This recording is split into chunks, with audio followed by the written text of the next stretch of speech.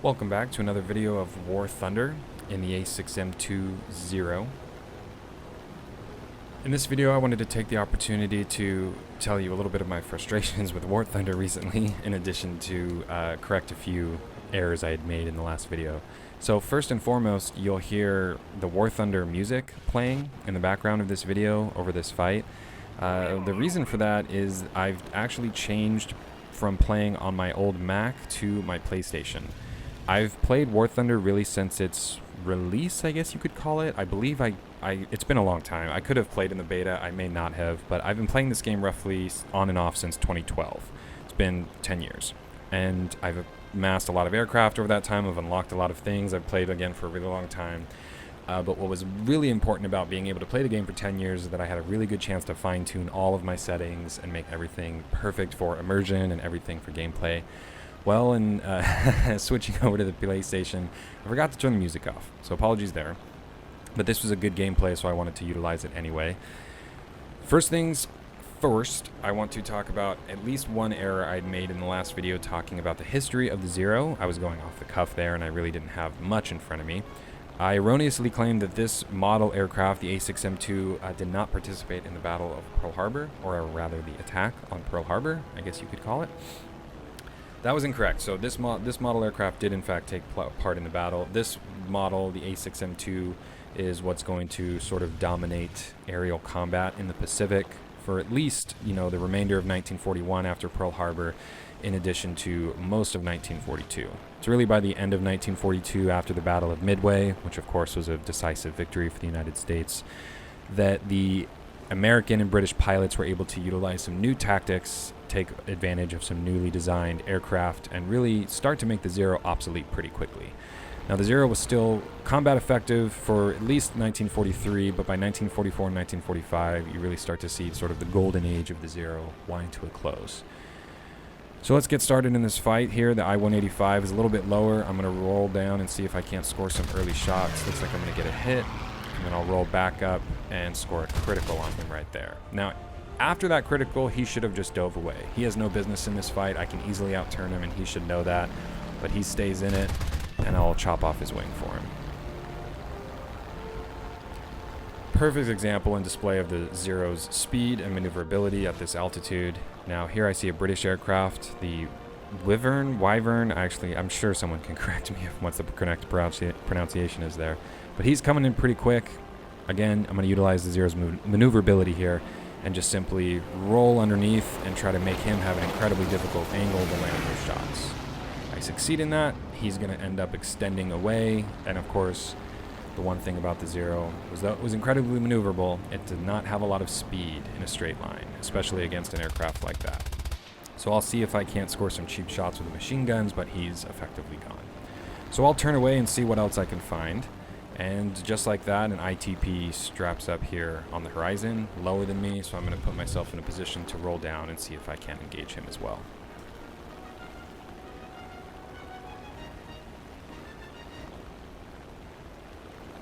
I don't really have a set amount of time that I try to decide to turn on these. It's sort of just by nature. You may see in this video and perhaps some other, I think it's right now actually. So I'm going to roll on him and I'm going to score a few quick hits. Again, I don't know what I would have done in his situation. He does turn away there pretty effectively. I'm not shooting right away because I want to try to conserve my ammunition. And I miss one there, and I think I score some critical hits on him right about here. Now you'll see by my frantic camera movement that the spidey senses were tingling. I just wanted to make sure that there was no one on my tail. That happens a lot in War Thunder. Sometimes you get sort of locked onto your target and you just want to make sure you put him down and you don't glance up and see that there's someone on your six getting ready to put you down. So always try to remain vigilant and see if I can't see what's going on around me. So that's 2 quills quickly. I'm going to roll and turn back onto this 109 who wants to go head on. And I never go head on with 109s. Their machine guns and cannons are all stored directly in the nose, so going head on is extremely risky. But he makes a very, very critical mistake in which instead of trying to roll up into the vertical and utilize his energy, he's just going to try to beat me in a turn fight. But this is the bread and butter for the Mitsubishi Zero. He's going to keep turning. I'm going to miss some easy shots there while scoring a little bit of a hit. and that's going to be the end. I actually damage his elevator there, and he's not going to be able to pull up, so he goes straight into the ground, and that's the third kill of the match. Now at this point I've got 3 kills, around 40 cannon rounds left. I likely could have just returned to base and ended it here, seeing that there's still a few aircraft up. I could have went and got that LA-5, but I realized the 335 is closing on me pretty quickly, and he's going to catch me if I try to go away. So he's going to launch some long-range rounds. I'm going to roll underneath, see if I can get away. And again, he makes a vital mistake of trying to turn right after that pass. Now, if I was a better pilot, I could have just finished him off right there. If I had hit enough cannon rounds, I probably could have clipped his wing or got his engine. But though he's much faster than me in a straight line, he continues to try to make this about a turn. And this is what's so fun about flying the Zero in War Thunder. It's not flown very often. Now, I could be wrong again. I've been out of the game for a while now, but I don't think a lot of players are used to fighting the Zero at this battle rating of 3.7 or 4.0. And they kind of underestimate it. And that's what makes it a lot of fun, and that's why in any video I post here on this channel, I'm only going to be flying the Zero. Now he's going to jockey back and forth and try to avoid my shots here. I'm only using machine guns at this point, hoping to try to score something lucky because he's leaking pretty bad. Now at this point I'm being greedy. I absolutely should have turned back to base at this point. I can see the Wyvern's already closing, and I actually misjudge his speed a little bit. I zoom in to see if I can't get some shots, and then I quickly look back and, oh, he's on me. I gotta get out of there. Now I'm really lucky I didn't die there. He tore off one of my flaps, as you can see there.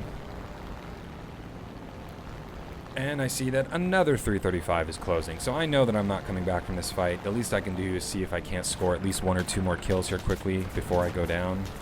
335 goes for a head-on. He's going to pepper me pretty good to evade most of the heavy shots. And we go for a murderous head-on pass. Both of us miss.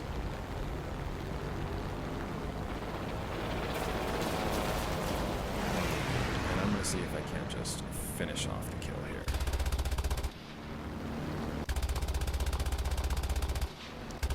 Score some criticals. Again, machine guns aren't doing much against his armor, and he's going to end up going down. Now, I'll get the confirmed kill on him in a minute, but I'm going to die right here. He took out most of my fuselage. My aircraft is not flight worthy. And that'll be the end of the game for me. There's the confirmed 4th kill. And that caps off a pretty great display of the Zero in War Thunder. Thank you so much for watching, and I'll see you next time.